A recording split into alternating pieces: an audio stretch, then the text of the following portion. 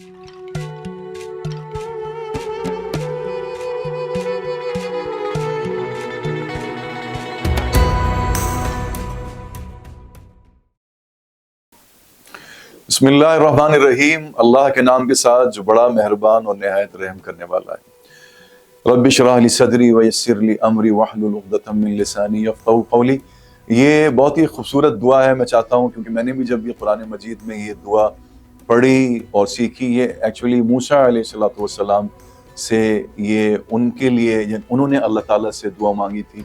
Rabbi इश्रह ली सदरी, ए मेरे रब मेरा सीना खोल दे, व यस्सिर ली अमरी, और मेरे काम को आसान बना दे, वहलुल उक़दतम मिन लिसानी, क्योंकि मूसा अलैहिस्सलातु वस्सलाम, जैसे कि हमें पता है कि आप की ज़बान में लुकनत थी, और वो वाक़या सबको याद होगा कि फ़िरौन के दरबार में कैसे आप जब एक शीरख्वार बच्चे थे, क्योंकि फ़िरौन जानना चाहता था कि इनमें से कौन सा बच्चा है जो नबी होगा और जो मेरी सल्तनत को ख़त्म करेगा। तो वो वाक़या सबको याद होगा कि आपने उस जलते हुए अंगारे को उठा के आपने मुँह में रखा और आपकी ज़बान उससे ज़ख्मी हुई, तो आपकी ज़बान में लुकनत पैदा हो गई थी। तो वहलुल उक़दतम मिन लिसानी, मेरी ज़बान की लुकनत को खोल दे। वयस्सिर ली अमरी, रब्बि इश्रह ली सदरी वयस्सिर ली अमरी, ए मेरे रब मेरे सीने को खोल दे और मेरे काम को आसान बना दे। वहलुल उक़दतम मिन लिसानी यफ़क़हू क़ौली, और मेरी ज़बान की गिरा को खोल दे, और ताकि ये लोग मेरी बात को समझ सकें। तो ये बहुत ही ब्यूटीफुल आयत है कुरान मजीद की। मैं चाहता हूँ आप लोग भी इसको याद करें, और जब भी कभी कोई बात अल्लाह की हो, या कोई भी आप लोग कहीं बात करनी हो, आपको कहीं कोई प्रेजेंटेशन देनी हो, कहीं कोई स्पीच देनी हो, तो आप, ये बहुत ही अच्छी दुआ है, रब्बि इश्रह ली सदरी व यस्सिर ली अमरी वहलुल उक़दतम मिन लिसानी यफ़क़हू क़ौली। तो ए मेरे रब मेरे सीने को खोल दे और मेरे लिए इस काम को आसान बना दे, जो भी काम दरपेश है, और मेरी ज़बान की लुकनत खोल दे ताकि लोग मेरी इस बात को समझ सकें। अल्लाहुम्मा सल्लि अला सय्यदिना व मौलाना मुहम्मद व अला आलि सय्यदिना व मौलाना मुहम्मद व बारिक व सल्लिम।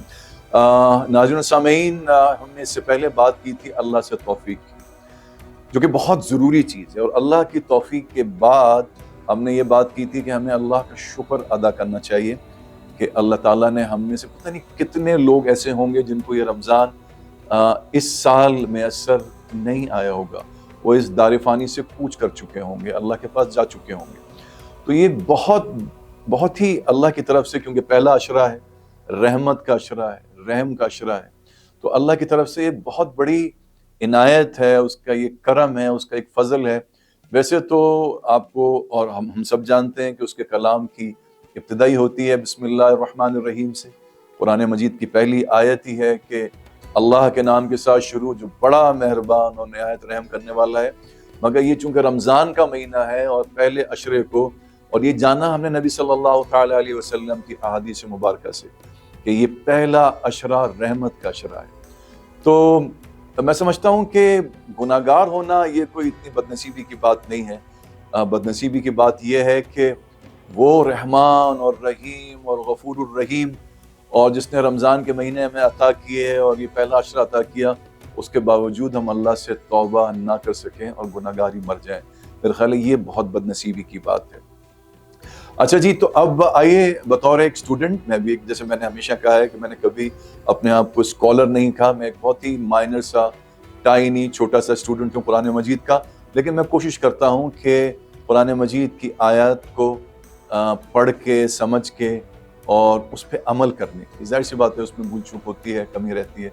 हमेशा अल्लाह ताला से दुआ गो रहता हूँ कि अल्लाह ताला हमें, मुझे और आप सबको कुरान मजीद पढ़ने, समझने और उस पर अमल करने की तौफीक अता फरमाए। अच्छा जी, तो रमज़ान से मुताल्लिक जो आयत है, वैसे तो हम सबको पता है, पूरी उम्मत मुस्लिमा को पता है कि जब रमज़ान आते हैं तो हम रोज़ा रखते हैं। लेकिन कौन सी आयत है कुरान मजीद की, मैं आप लोगों से भी पूछता हूँ, आप लोग सोचिएगा इसको।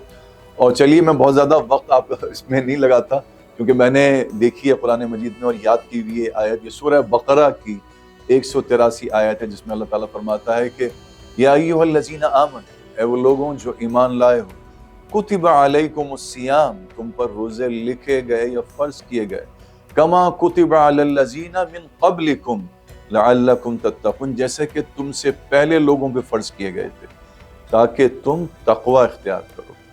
اب یہ یعنی جو اس آیت کی روح سے اور اس آیت کی روح سے بھی اور اس آیت کی جو روح ہے، اسپرٹ ہے، کہ اے وہ لوگوں جو ایمان لائے ہو، یا قرآن مجید میں there are almost 98 times Allah is actually addressing to ایمان والے، او یو پیپل who believe۔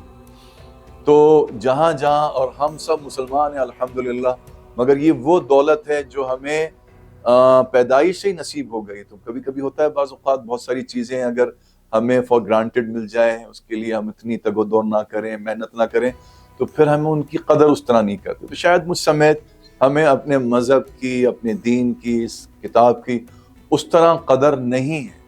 اور قدر تو ہم کیا، کیونکہ قرآن مجید میں اللہ تعالیٰ کا یہ شکوہ ہے کہ لوگوں نے اللہ کی قدر نہیں کی، تو ہم نے صحیح معنوں میں اللہ کی قدر نہیں کی۔ آئیے ہم کوشش کرتے ہیں اس مہینے میں صحیح طرح سے اللہ کی کتاب کی قدر کریں گے۔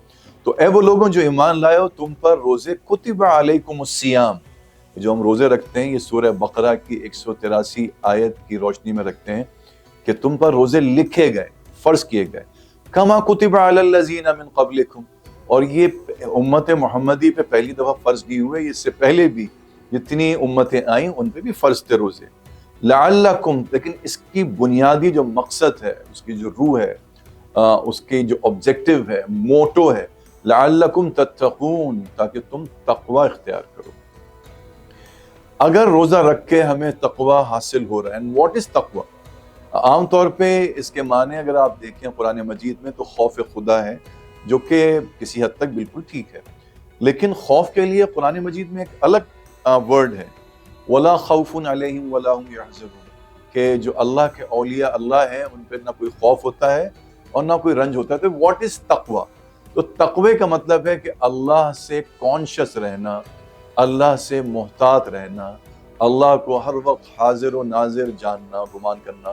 جیسے کہ ہم انسان چاہے کوئی بھی کوئی بیڈ ہیبٹس میں بھی ہو، اگر مثال لے لیں کہ ہم میں سے کوئی سگریٹ بھی پیتا ہے، تو وہ کم از کم اپنے بڑے، اپنے بھائیوں کے سامنے، اپنے پیرنٹس کے سامنے کبھی وہ سگریٹ نہیں پیے گا۔ کیوں؟ کیونکہ وہ ایک کانشیسنس کا تقاضا ہے، ایک احتیاط کا تقاضا ہے کہ نہیں، ان کے سامنے ہم بیٹھ کے حرکت نہیں کر سکتے۔ تو ایسے ہی اگر میں تقوی کو سمجھ پایا، جتنا میں سمجھ پایا کہ اللہ سے ہم محتاط رہیں گے، اللہ سے ہر وقت کانشیس رہیں گے، اللہ کو ہر وقت حاضر و ناظر گمان کریں گے، تو پھر جیسے ہم یہ چھوٹی چھوٹی اپنی بری ہیبٹس اپنے بڑوں کے سامنے نہیں کر پاتے، تو کیسے ممکن ہے کہ ہم اللہ کے ہوتے ہوئے ان چیزوں کا ارتکاب کریں؟ تو آئیے ہم کوشش کرتے ہیں کہ اس آیت کو ہم پڑھیں گے بھی، سمجھیں گے، عمل کریں گے، اور ایکچولی جو روزے کا اصل مقصد ہے کہ ہمارے اندر اللہ کی ذات عالی سے کانشیسنس پیدا ہو۔ اپنا بہت خیال رکھیے، انشاءاللہ پھر ملاقات ہوگی، فی امان اللہ۔